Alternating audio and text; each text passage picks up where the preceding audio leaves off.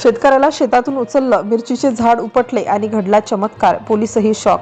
लातूर जिल्ह्यातील रेणापूर तालुक्यातील कोंडी हे गाव शांत वातावरण, शेतीवर अवलंबून असलेली माणसं आणि रोजच्या आयुष्यात गुंतलेला परिसर। प्रत्येकजण आपल्या कामात व्यस्त असायचा।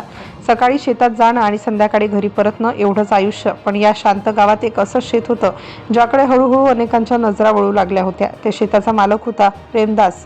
गावात तो एक सामान्य शेतकरी म्हणून ओळखला जायचा। त्याने आपल्या 2 एकर जमिनीवर मिरचीची लागवड केल्याचं सर्वांना सांगितलं होतं। सुरुवातीला कुणालाही त्यात काही वेगळं वाटलं नाही, कारण परिसरात मिरचीची पिकं घेणारे अनेक शेतकरी होते। त्यामुळे प्रेमदासचं शेतही इतरांसारखंच आहे अशीच सर्वांची समजूत होती। दिवस पुढे जात होते, मिरचीची रोपं वाढू लागली, पण काही दिवसांनी काही शेतकऱ्यांच्या लक्षात एक गोष्ट आली। प्रेमदासच्या शेतातील झाडं बाकीच्या शेतातील झाडांपेक्षा वेगळी दिसत होती। त्यांची वाढ जास्त होती, पानांचा रंग हा थोडा वेगळा वाटत होता आणि त्या शेतात कायम एक वेगळा वास दरवळत असल्याची कुजबूज सुरू झाली। मात्र कुणीही याकडे फारसं गांभीर्याने पाहिलं नाही।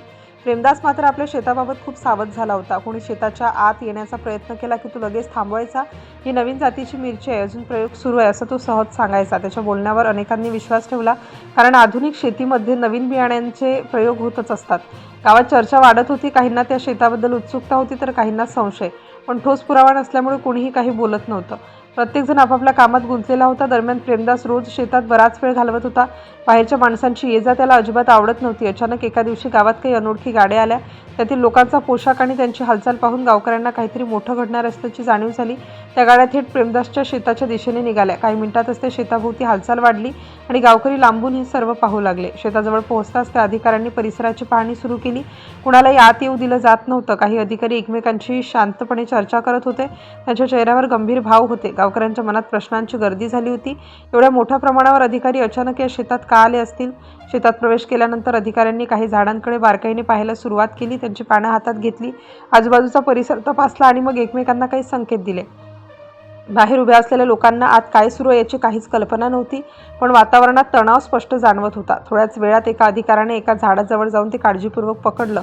आजूबाजूचे अधिकारी त्याच्याकडे लक्ष देऊन उभे होते। गावकरीही लांबून श्वास रोखून हे दृश्य पाहत होते। ते झाड उपटल्यानंतर नेमकं काय दिसलं आणि त्या एका झाडामुळे पुढे संपूर्ण कारवाईचं स्वरूप कसं बदललं? त्या झाडाकडे सर्वांचं लक्ष लागलं होतं। ज्याने ते उपटलं त्याने काही क्षण ते हातात धरून नीट पाहिलं।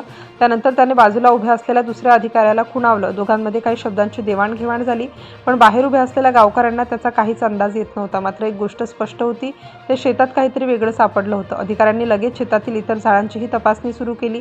एकामागून एक झाडं पाहिली जाऊ लागली। प्रत्येक झाड तपासताना त्यांचा संशय अधिक बळावत होता।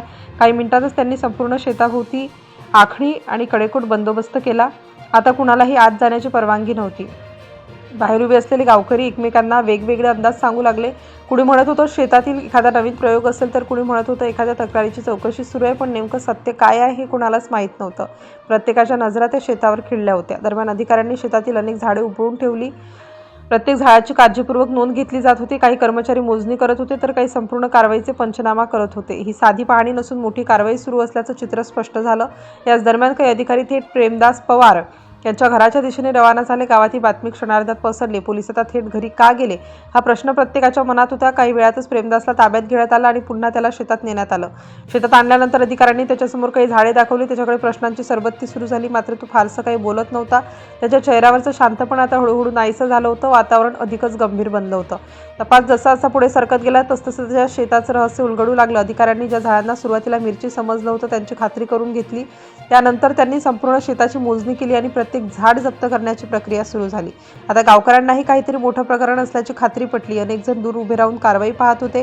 कुणाला विश्वास बसत नव्हता की इतके दिवस ज्या शेताकडे आपण सामान्य नजरेने पाहिलं त्याच शेतात एवढी मोठी कारवाई होईलच।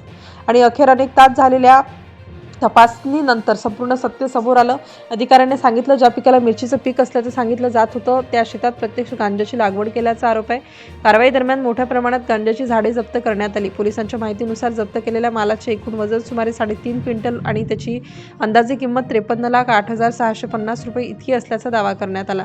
या प्रकरणानंतर प्रेमदास पांडुरंग पवार याला पोलिसांनी ताब्यात घेतलं आणि त्याच्याविरुद्ध संबंधित कायद्यानुसार गुन्हा नोंदवण्यात आला। एका साध्या दिसणाऱ्या मिरचीच्या शेतामागे एवढं मोठं प्रकरण दडलं असेल यावर अनेकांचा विश्वास बसत नव्हता। मात्र या प्रकरणाचा अंतिम निर्णय न्यायालयीन प्रक्रियेनंतरच होईल। तपास यंत्रणा पुढील चौकशी करत असून या प्रकरणात आणखी काही धागेदोरे समोर येतात का याकडे सर्वांचं लक्ष लागलं आहे।